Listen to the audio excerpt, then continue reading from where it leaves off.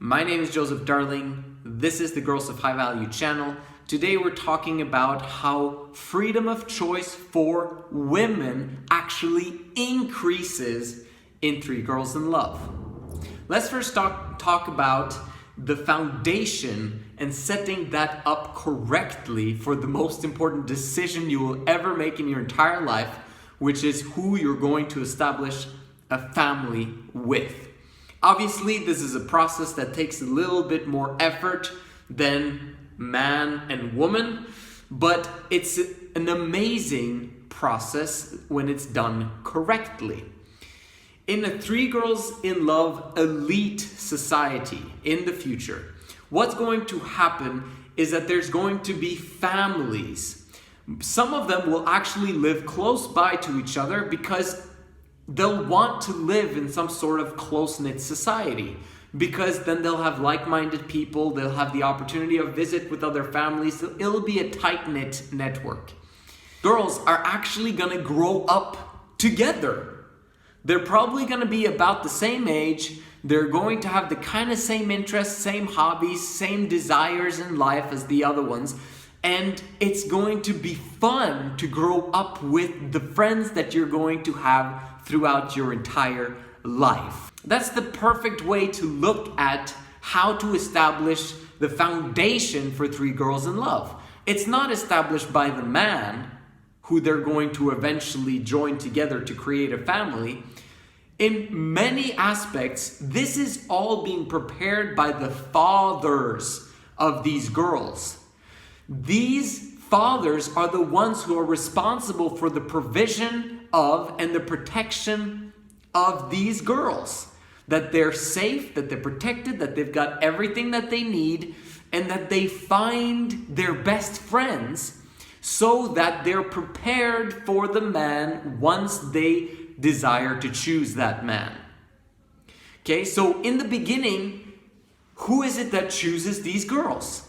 They choose each other, together with the help of the families that have basically joined in efforts in collaborating in terms of setting that up naturally so that these girls can choose each other naturally. Could you imagine if you had friends that you grew up with, your childhood, your teenage years, and then you have the opportunity of being with these friends for the rest of your life because you know you're compatible, because you've been friends forever? That's what we're trying to create. Now, obviously, it will look a bit different in the beginning of Three Girls in Love because there's no fathers, there's no families that kind of help out to make this process a reality. So in this sense, girls will have to find each other one way through this channel, through probably the website we're going to create one point in time, or through basically the Girls of High Value channel, the movement that we're going to create. Girls are going to find each other. Perhaps at one point we'll develop some kind of a Girls of High Value center somewhere around the world where women can come to transform their life in terms of improving their health, improving their clearing their mental baggage and their issues, and prepare themselves for Three Girls in Love lifestyle.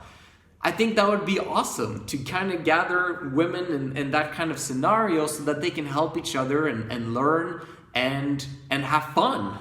I mean, instead of being out in the world and trying to support themselves, they could collaborate instead so that things would be cheaper for each other in waiting for the right guy to come along.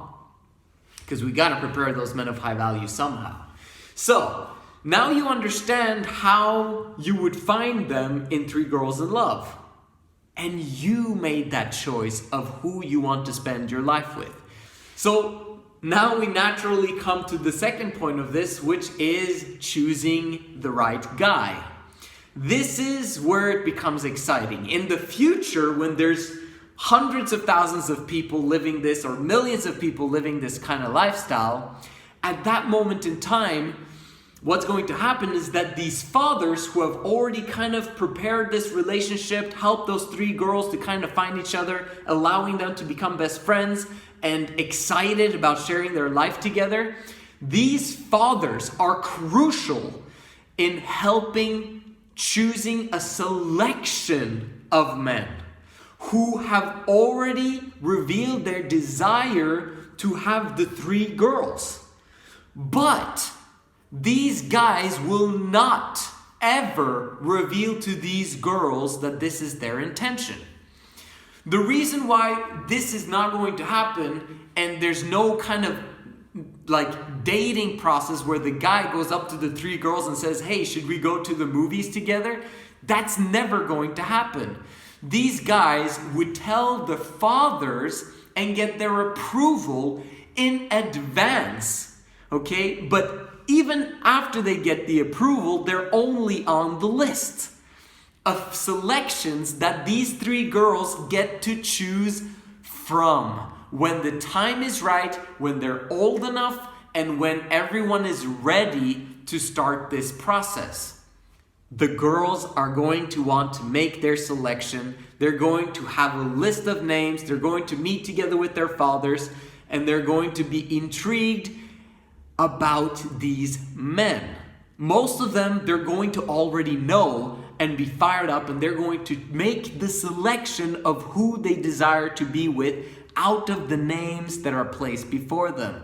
Now, there might be 3 names, there might be 5 names, and if they don't like the list, guess what? They can wait, and the fathers have to go out and do some more findings, some more research into the best men possible, and understand that fathers in the 3 Girls in Love system will be massively diligent in selecting the right guy, because these fathers will have nothing to benefit from it, because it involves a lot of other men and a lot of other families, and they want this to work because this is the most important decision that these girls are ever going to make, especially because this is not marriage, this is polygynous cohabitation, which means it's got to be done right. These fathers have huge responsibilities, but it's also these 3 girls who make the final choice of who they choose.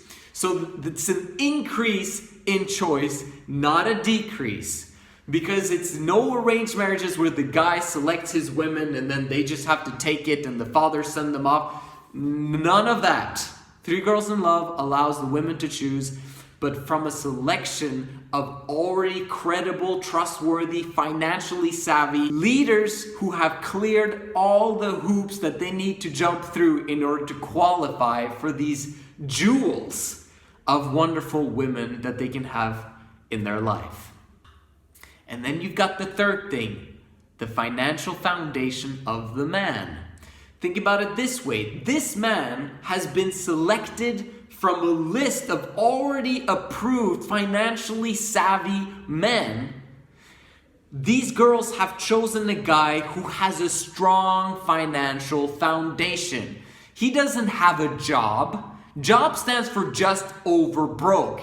That means, in other words, not ready to enter into a 3 Girls in Love relationship. This is the easiest time in history to create wealth.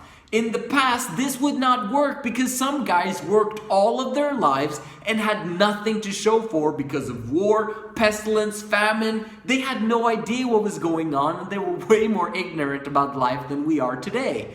Today, things are different. As a man, if you're born to poor parents, it's not your fault. But if you end up not being wealthy, it's totally your fault. Because it's the easiest time in history to make money. This is the reason why women in the future should never accept being with the man who does not have a strong financial foundation. Because it literally screws up everything. One aspect of this is the fact that women are expected to go to work from a lot of guys these days. Big mistake. In 3 Girls in Love, these women are allowed to have passive income. They are allowed to have time and money freedom, which basically means that the man has established businesses already to make sure that money will keep coming in no matter what, whether he quits working or not.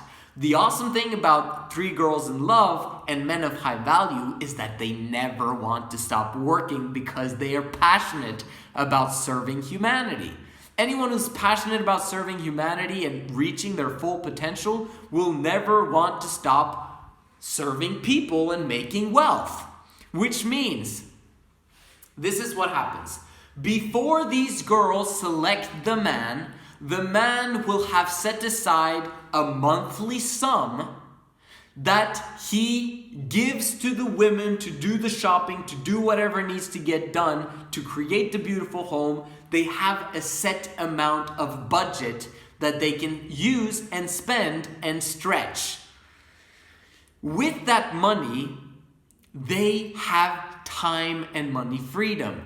And he is never allowed, according to the Three Girls in Love system, the man should never, ever, ever give and then take away. Meaning, he can never give a set sum of money to these girls in terms of expenses and then suddenly decrease the amount of money that they're supposed to use. Not acceptable. The man is always to exponentially increase the amount of money available for these women.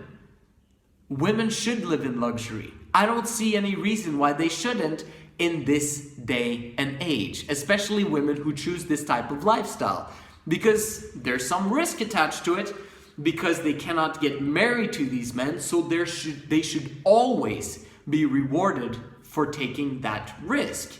And that includes the man being massively financially strong, never going back on the promise of the amount of expenses that they're allowed to spend, and they should be allowed to spend it to the last iota of money they've got.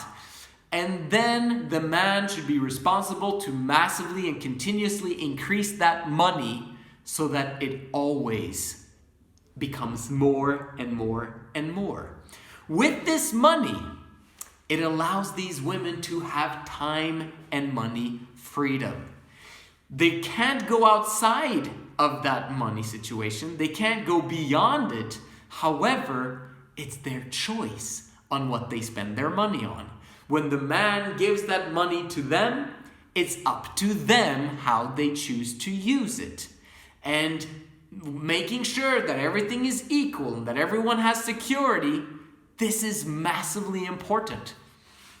And now these girls have time and money freedom. Not only can they choose what to spend their money on, if it's travel, makeup, anything that you can think of as a woman, but think about it this way, you also have all the time in the world to work on your talents, to do anything that you'd like to do within the boundaries that have been agreed upon together with your family, meaning your best friends and your man.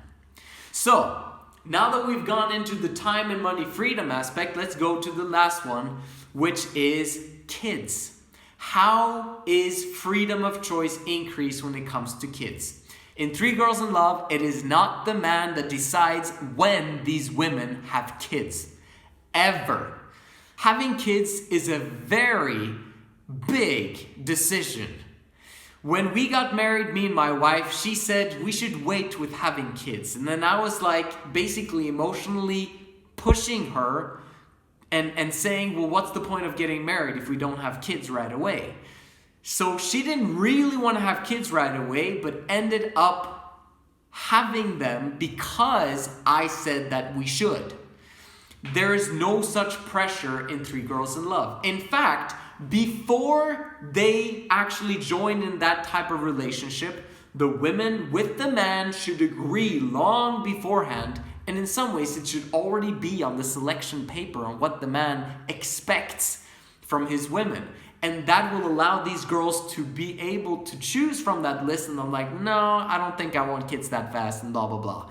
It'll assist these women to choose the right guy at the right time before they even become emotionally involved with him, if that makes sense. So in that type of relationship, the women make sure that they choose when and if they have kids. Remember that the key is that the women are unburdened. And in our opinion, to have more than one child per woman every 8 years is too much. Having a child is a round-the-clock full-time job. And if there's more than 3 kids, that's more than what these 3 women can handle. So that is one of the things that we would suggest in that type of relationship, to not burden the woman and for them to be able to have fun and enjoy their life and have time and money freedom and do what they want to do and be able to handle the amount of kids that they have.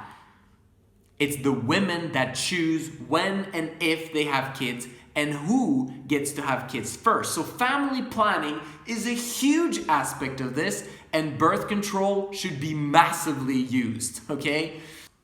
And here comes the last one. The choice to leave.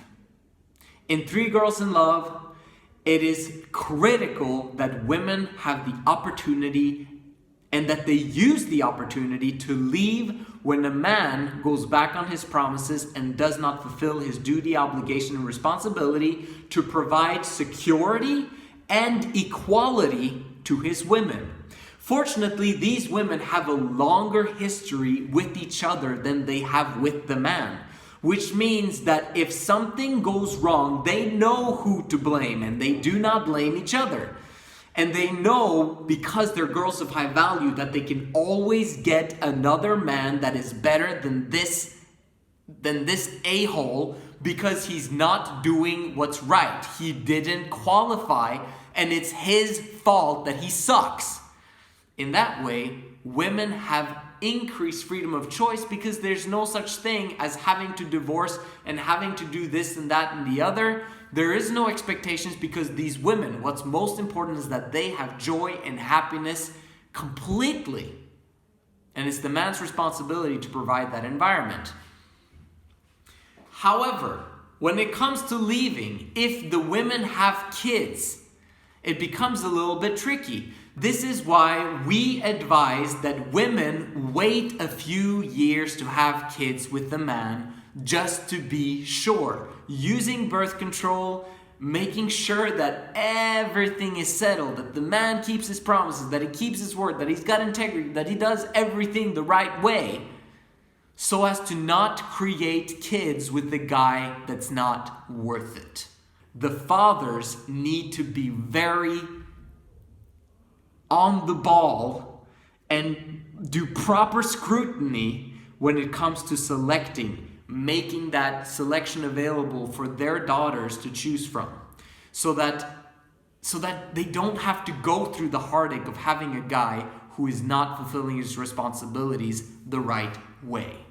This is the Girls of High Value channel. My name is Joseph Darling. I'll see you in the next video.